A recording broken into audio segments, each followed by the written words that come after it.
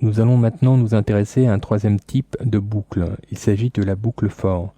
La boucle for est en effet très intéressante car elle est beaucoup plus compacte que la boucle while et vous verrez que par la suite, dès lors que vous utilisez des boucles d'une manière imbriquée, il est beaucoup plus intéressant d'utiliser la boucle for. Elle est plus facile à mettre en œuvre. Pour la démonstration, je vous propose de repartir du petit programme de la boucle while précédent, de sorte à bien voir la correspondance entre une boucle while et une boucle for. Je vais donc taper la syntaxe d'une boucle for, donc en l'occurrence for la parenthèse. Le principe de la boucle for est de regrouper dans les parenthèses ici les trois éléments qui conditionnent une boucle, à savoir, nous avions vu précédemment que le premier élément était le compteur de boucle, nous allons donc le placer ici. Nous avions comme deuxième élément la condition de boucle, nous allons donc la placer ici. Et nous avions comme quatrième élément l'instruction d'incrément ou de décrément que nous allons ici placer en troisième, dans la troisième partie des parenthèses. Vous remarquerez au passage que les séparateurs de ces trois parties sont des points-virgules. Maintenant, il ne reste plus qu'à créer notre bloc, qu'on appelle donc le corps de la boucle, et à y insérer l'instruction ou les instructions que vous désirez réaliser en l'occurrence. Vous voyez que ici on a une structure qui est quand même beaucoup plus légère, comme vous pouvez le constater, de la boucle for, que la structure while qui nécessite une initialisation du compteur et un écrêlement dans le corps de boucle. Je vous propose donc de tester cette boucle. Nous allons donc supprimer la boucle while puisque on n'en a plus besoin maintenant. Je vais enregistrer ce nouveau programme dans une nouvelle page que je vais nommer boucle for. Et je vais la tester maintenant dans le navigateur.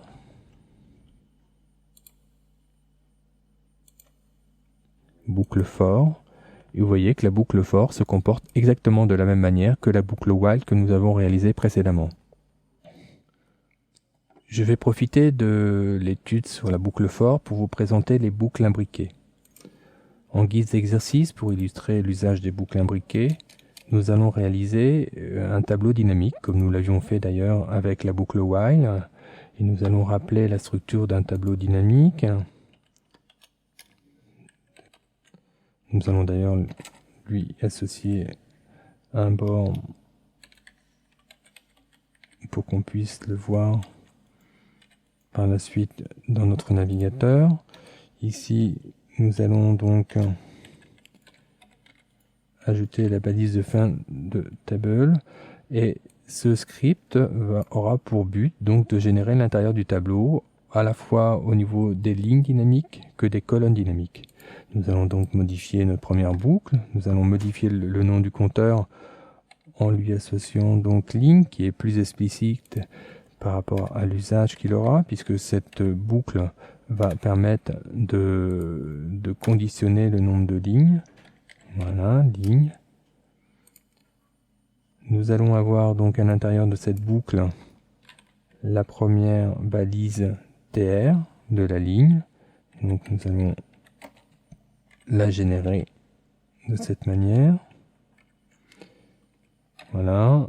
Et avant la fin du corps de boucle, nous aurons la seconde balise de fermeture, donc le /tr.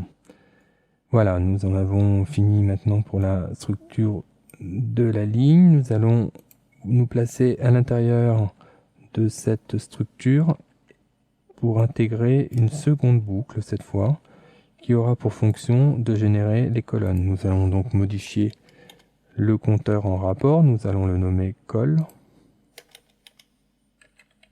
Voilà. Et nous allons remplacer ces balises TR par des balises TD. En ce qui concerne le contenu même du tableau, je vous propose de faire comme nous l'avions fait dans l'exercice précédent, d'indiquer donc le nombre de lignes et de colonnes. Donc nous allons mettre, par exemple, reprendre la variable ligne. Nous allons la relier avec un petit tiret donc du texte à l'aide d'un opérateur de concaténation et placer ensuite la variable colonne à la fin. Voilà, notre structure donc de boucle est maintenant terminée et nous allons pouvoir la tester dans notre navigateur. Nous allons donc afficher la page que nous venons de réaliser, boucle for, et nous constatons que nous avons bien un tableau généré dynamiquement, possédant donc 5 lignes et 5 colonnes. Pour notre exercice, nous allons modifier le nombre de lignes pour voir si le tableau réagit bien à ce paramètre et lui associer donc un nombre de colonnes plus grand. Nous allons mettre 6, nous enregistrons, si nous testons de nouveau notre système, nous apercevons que notre tableau se conditionne bien par rapport à ces deux paramètres, puisque nous avons maintenant un tableau de 6 colonnes et de 3 lignes comme nous l'avons programmé ici.